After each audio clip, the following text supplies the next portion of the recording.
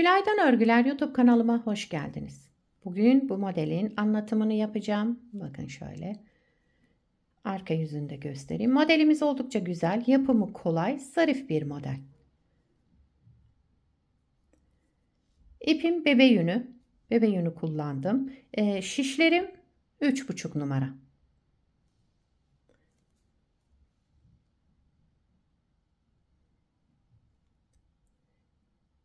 Hep birlikte başlayalım. İlmeklerimizi çıkartarak başlıyoruz. Bu modelde ilmek sayısı 5 ve 5'in katları artı 4 olması gerekiyor. Bakın her model 5 ilmekten oluşuyor. En sonuna da 4 ilmek ekleyeceğiz.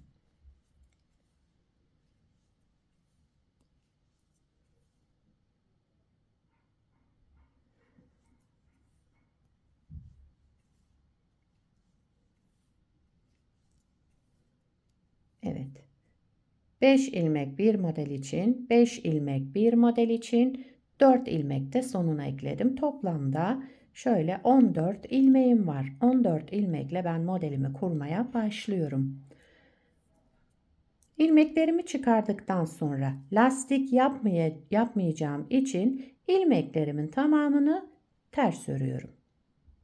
Bir sıra yani zemin hazırlıyorum. Lastiksiz yaptığım için örgümün ön yüzüne geçeceğim. Bir sıra ters örüyorum şöyle ilmeklerimin tamamını.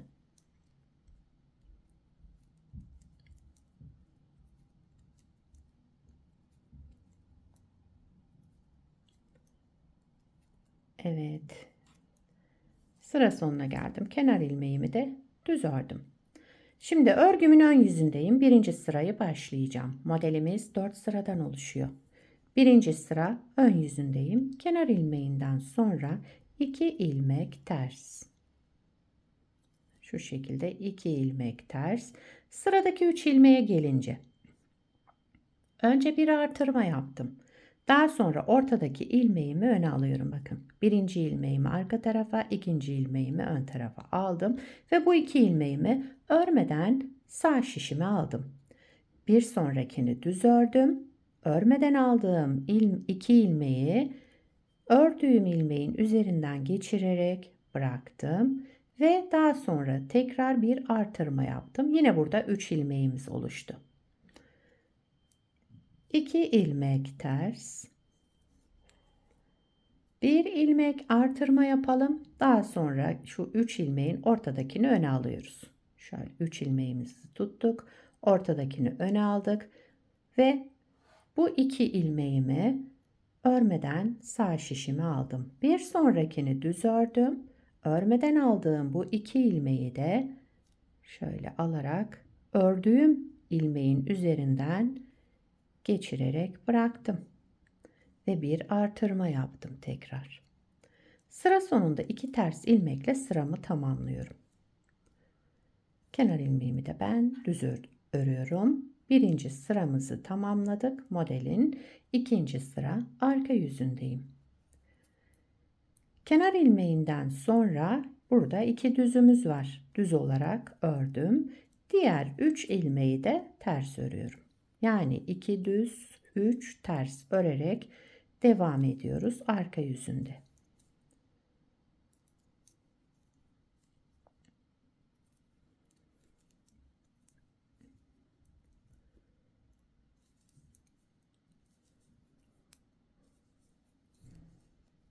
Evet.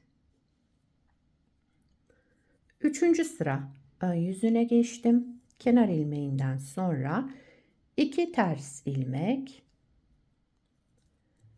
Buradaki 3 düz ilmeğime geldim. Birincisini düz ördüm. Bir artırma yaptım. Sıradaki 2 ilmeğimi de şöyle alarak sola doğru kestim. Tekrar 2 ters ilmek. Ara modelimiz bunlar. Bir düz ilmek, bir artırma. Sıradaki 2 ilmeğimizi de ikisini bir alarak sola doğru keselim. 2 ters ilmek. Bir de kenar ilmeğimi düz olarak ördüm. Üçüncü sıramı tamamladım. Dördüncü sıra arka yüzündeyim. Kenar ilmeğinden sonra 2 düz, 3 ters örerek devam ediyoruz. Son sıramız, modeli bir kez kurduk.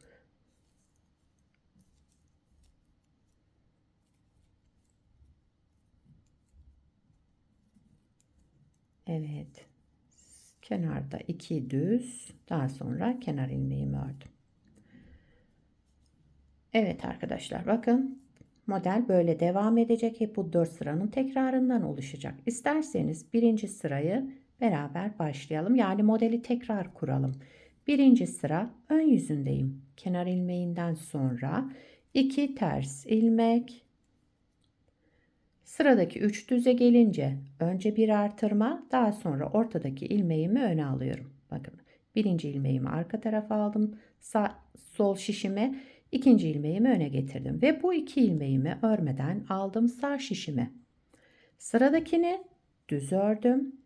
Örmeden aldığım iki ilmeği de ördüğüm ilmeğin üzerinden geçirerek bıraktım ve bir ilmek artırma yaptım. 2 ilmek ters. Burada da aynı işlemi yapıyorum. Önce artırma, daha sonra ortadaki ilmeğimi öne alıyorum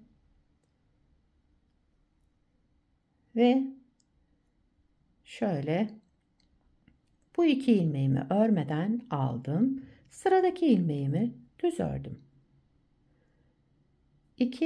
Örmeden aldığım iki ilmeği de ördüğüm ilmeğin üzerinden geçirdim, bıraktım. Daha sonra bir artırma yaptım. 2 ilmek ters ördüm. Kenar ilmeğimi de düz ördüm. Birinci sırayı tekrar kurmuş olduk.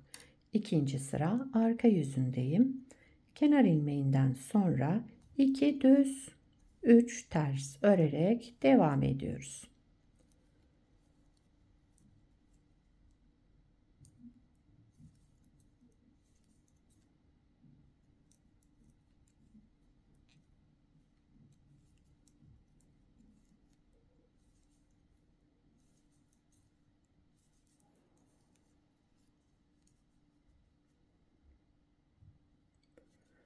Üçüncü sıra ön yüzüne geçtim. Kenar ilmeğinden sonra 2 ters ilmek. 3 düze gelince birincisini düz ördüm. Bir artırma yaptım. Sıradaki 2 düz ilmeğimi de ikisini bir düz örerek sola doğru kestim. 2 ters ilmek. Bir düz ilmek. Bir artırma. Sıradaki 2 düzü de ikisini bir aldım. Sola doğru kestim. Tek ilmeğe düşürdüm. 2 ters ilmek. Bir de kenar ilmeğini düz ördüm. Üçüncü sıramızı da tamamladık. Dördüncü sıra arka yüzüne geçtim. Son sıramız. Kenar ilmeğinden sonra 2 düz 3 ters örerek sıramızı tamamlayalım.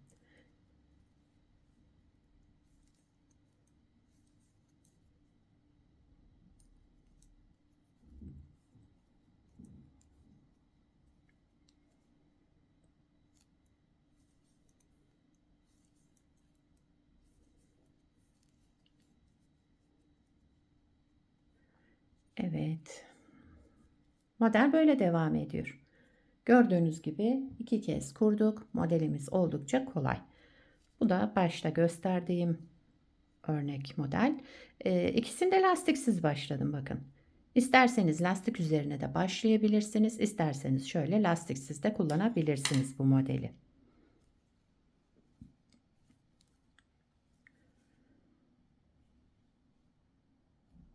Yelek, hırka, süveter, etol şal yapımında hepsinde kullanabilirsiniz. Gayet güzel, yapımı kolay modellerden. Beni buraya kadar izlediyseniz bir beğeni yapmayı, yorum yapmayı, beni desteklemeyi unutmayın. Şimdiden hepinize teşekkürler. Bir sonraki videoda görüşmek üzere. Hoşça kalın.